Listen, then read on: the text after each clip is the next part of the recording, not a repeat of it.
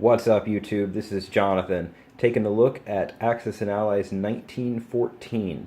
And today, we're going to examine some overarching strategies that you might take part in if you are playing this game. Specifically, we're going to be looking at the Central Powers. Now, unless you're playing as Austria-Hungary, the individual moves that you make and troop placements that you will use are largely going to be influenced by the countries that move before you. So for this video, we're not going to be looking at individual unit movements, unit purchases, things like that. Instead, we're going to be focused on what are some overarching strategies, what are the general ideas, the concepts that you need to keep in the back of your mind if you're playing any of the countries in this game. Now, because we're going to be looking at the Central Powers today, let's start with the Ottoman Empire. Now, no matter which country you're playing, whether you're the Allies or the Central Powers, you want to coordinate well with your allies. Now, especially when it comes to the Central Powers, because of their location closer together, that's going to become especially critical. And even more so when considering the huge economic advantage the Allies have, the Central Powers need to use every advantage at their disposal. So with that said, let's look at the Ottoman Empire. Where can they get to? Who can they attack? What's going on? Well, a lot of things could happen in the course of a game, but we're really focused on, the most likely things to happen, over the first few turns. And as the game develops, of course, you would want to use your discretion. But in the first few turns, what you're going to be looking at is the Ottoman Empire is you're more than likely going to have some force of England coming in from India that you need to deal with. And let's see.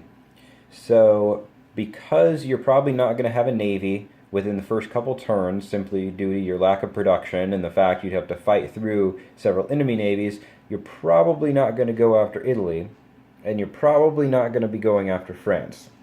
Now, if they move troops towards you, more than likely you're going to be fighting them on land wherever they do amphibious assaults. So we're not going to worry about those. We could eventually swing into Africa, but again, Africa is kind of off to the side. Yes, it's good to get production out of there, but aside from getting your side extra production taken away from the other side, none of the core territories are down there. Most of the territories are only worth one. Not a whole lot going on there. So that's kind of a secondary theater. So really, we've got England, whatever England throws down there, and we have Russia. And that's pretty much all we've got. And now, depending on what England throws down in India, we may be playing a game with the Ottomans where we are just trying to hold them off, stalemate them. Or if England doesn't devote much, maybe we'll try and take India. But no matter what, we are on our own down there. Neither Germany nor Austria-Hungary can assist us in our fight against India. The other direction that we can go, and that will probably go regardless, in addition to India, is north into Russia. Now, Russia is a little bit different story because both Austria-Hungary and Germany border Russia, so we can get some synergies there. In fact, one of the neutral-leaning countries is Bulgaria here, and assuming that we aren't completely distracted and trying to defend our core countries, we're going to take that, and now we are right up with the Austrian-Russian border, and we can start coordinating with them and gain some real synergies there, which is critical. Depending on what Russia does, we could also come in the back way into Sevastopol this way, if the situation allows for that. So that is the only place aside. We're basically, focused on keeping India at bay and then coordinating with Austria against Russia. Now let's move on to Austria. Austria really has more options than the Ottomans. Of course, it can go after Russia. It can go after Italy. And possibly either through Germany, or if there's an invasion of Switzerland, it could possibly get to France. That's probably the least likely outcome and the most distracting, least likely to provide good reward. So for now, let's leave France off to the side. So that leaves us with Russia and Italy. Now, we could attempt an all-out attack on Italy to try and knock them out quickly, and we could possibly get some German support. The trick to that, though, is that France has several transports down here and more transports over there, and by land could also move troops into Italy. And France also goes after, of course, after Austria, because Austria goes first, but it also goes after Germany. So if it sees a large push against Italy, it's likely to start dropping off troops and moving troops in as quickly as possible. And we're likely to be stalemated in Italy. So unless the Allies are known for their inflexibility or seem very committed to a plan that draws forces away from Italy, a Blitz Italy campaign as the Central Powers probably is not the best bet.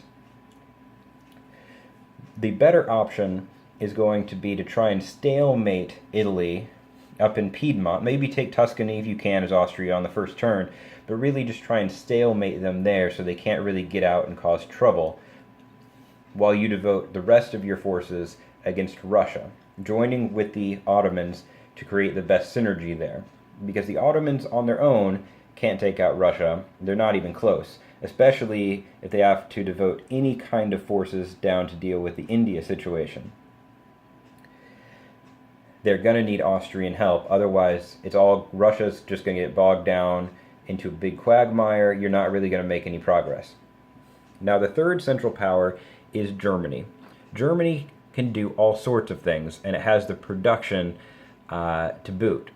It could go after Russia. It could assist Austria against Italy. It could go against France. Potentially it could go against England, but that's probably the least likely option to occur. But let's consider what we know already. We know the Ottomans can only go after Russia. We know that the Austrians can either go after Italy or Russia, but they probably should go after Russia, simply because France can reinforce Italy if they try and make a move on it. So we know the Ottomans and Austria are going against Russia and trying to pin down Italy. Germany could either attempt to go after France on its own, which is they're likely to push a ways in, but they probably won't be able to get to Paris if England is helping them out in any substantial way. Though there is the added benefit of that to the Central Powers, because that means that, at least in theory, England is not building as much in India, which is going to help the Ottomans. But ultimately, that entire move probably is not going to knock the French out of the war. And without robust German support, Austria and the Ottomans will probably be able to slowly push into Russia, but it's not going to be particularly quick. And with the United States coming in the war on turn 3, the Central Powers need to move quick. Which means Germany is also, more than likely, going to want to concentrate against Russia. So all three Central Powers are focused on the same enemy. They can knock it out as quickly as possible, and then have the added benefit of all the countries are now fighting a one-front war against Italy, France, England, and the United States. Now, it is a good idea, as Germany, to threaten France a little bit so that France doesn't start throwing all of its forces down in the Mediterranean, either to clean up Africa or to try and do annoying things in Greece, in the Balkan area, or to make some sort of landing in the Ottoman Empire.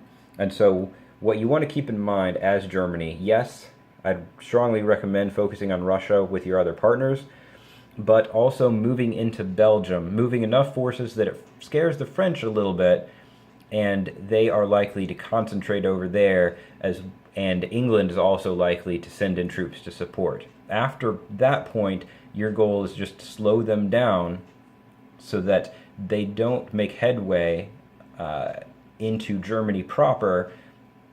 Well, hopefully not at all, but especially not before Russia is on its last legs or defeated. At which point, it won't really matter if you lose a border territory or two because you'll have the entire Austrian army moving to assist you, aside from whatever goes into Italy. You'll have the Ottomans helping against Italy at that point, and you'll have the entire German army now coming back from the east to fight France. So ultimately, that is what I would recommend, some strategy concepts to keep in mind as you work through your own troop deployment and adapt to what the enemy has thrown at you. The other thing that I would mention is that it's very important to keep an eye on what your enemy is doing. See what moves they're making, anticipate what's coming up next, but also keep your strategy in mind, because if you're constantly adapting, changing what you're doing to fit them, you're not going to accomplish any of your goals either. So you want to focus on Russia as quickly as possible while pinning down Italy, and then use your combined forces to just sweep the board as the Central Powers. That is what I would recommend. So I hope you enjoyed this video. I hope it's helpful to all of you. Feel free to give it a thumbs up if you enjoyed it, and leave your comments in the comments section. I always enjoy reading those. And I wish you all good luck in your next Axis and Allies 1914 game.